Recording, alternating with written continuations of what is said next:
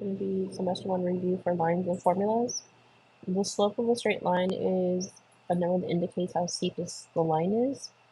So when you're looking at this slope right here, we are using just the change in y over the change of x. So rise and then run. So because this run is going to the right, it's a positive. So that's how you're going to determine your slope using a graph. So if we look at our first equation, first example, we're going to determine the slope using the graph. So the first thing we want to do is number our graph, our x and y axis, and then we want to label our order pairs, and then create the rise over run. So the rise here is going to be 5, and the run here is going to be also 5. But because it's going to the left, it's going to be -5. So m equals rise over run, and that's going to be 5 over -5 equals -1. And that's our slope. So you're going to determine the slope using the formula. And you can find the slope of the line that goes to the points x1 and y1 and x2 and y2. So this is the formula, and they give us these points 1, 7, and 4, 9. Remember that slopes, the points that you use for slope are order pairs, coordinates, it's all the same word. So we took our formula, we substituted it, and we got 2/3. So let's go ahead and see if we can do the same thing using the points that are given. So it says find the slope of a line that passes through 2, 4, and 7, 7. The first thing we want to do is identify x1, y1, and x2, y2.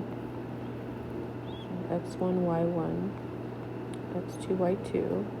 And their slope formula is y2 minus y1 over x2 minus x1. So now let's substitute. Should be 7 minus 4 over 7 minus 2.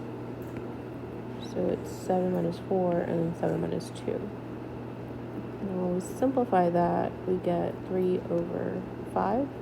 And that's our slope. Creating parallel lines using linear equation with an ordered pair. So an ordered pair is a coordinate or point on the graph. Remember, the parallel lines have the same slope, and then the slope intercept form of a linear equation is y equals mx plus b. So m is the slope and b is the y-intercept. We're going to be solving for that today. All right, so number 3 says, write an equation of the line that is parallel to y equals 2/3 x minus 1 and goes through point 2, 1. So we know that our line is equal to 2/3 x minus 1. We know that our slope is going to be 2/3, so that means our new line is going to have the same slope. And then we're going to solve for b because that's the only component of the line that's going to change, because we're going to have a new x-intercept. So it says goes through points 2, 1. So to solve for b, we need to have points 2, 1. And we know that that's going to be x and y. So x equals 2, y equals 1. We're going to substitute it into y equals mx plus b. That's going to become y equals 2/3 times 2 plus b. We're solving for b. So instead of y, it was 1. Sorry. So 1 equals 2/3 times 2 is 4/3 plus b. We're going to bring the 4/3 over to get b by itself. So 1 equals 4/3 plus b. Subtract 4/3 from both sides, and then we get b equals -1/3. So when we put this all together, we're going to get a new line. So our equation of line that's parallel to the line that was given is going to be y equals 2/3 x minus 1/3. And that's our perpendicular lines using a linear equation of an ordered pair. So the thing about perpendicular lines is that the slopes are what we call opposite reciprocals. So we just flip it and then change the sign. So a positive will be negative and negative will become positive. And then we use a slope-intercept form again to find the new equation. So number 5 says, write an equation of the line that is perpendicular to y equals -1/2 x minus 4. and goes through point 89. So the first thing we want to do is talk about opposite reciprocal sign for that slope. The slope that we're given is -1/2. Remember that perpendicular has a symbol of like an upside down T. So the perpendicular slope will be a positive 2/1. And then when we simplify that, it's just going to be 2. Now we're going to get ready to solve for B. We have the order pair 8, 9. So x1 equals 8, y1 equals 9. And we're going to substitute it into the slope-intercept form equation. This is what we're going to do. We're going to say 9, that's the y. Remember that these are the same thing, sorry. So then it's going to be 2 times 8, because 8 is the x, plus b. So then we simplify that, 9 equals 16 plus b.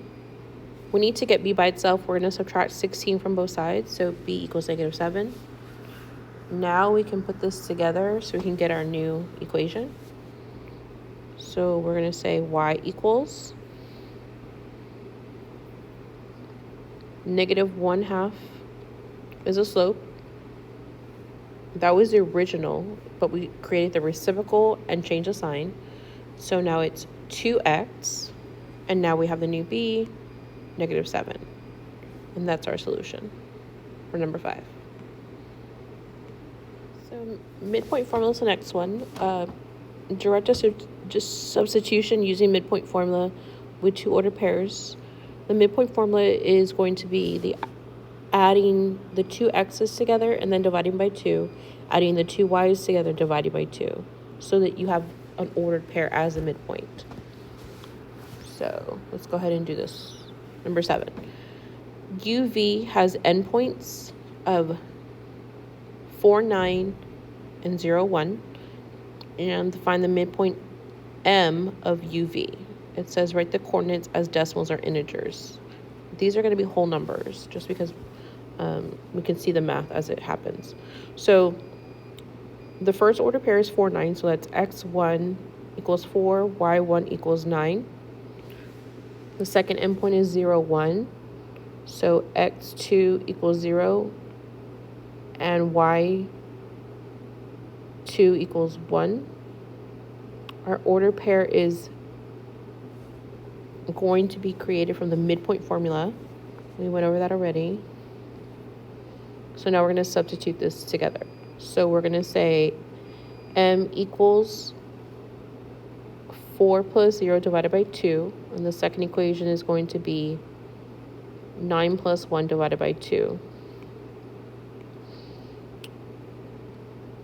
4 plus 0 is 4 over 2. And then 9 plus 1 is 10 over 2. When we simplify this, we get 2, 5. And this is our midpoint.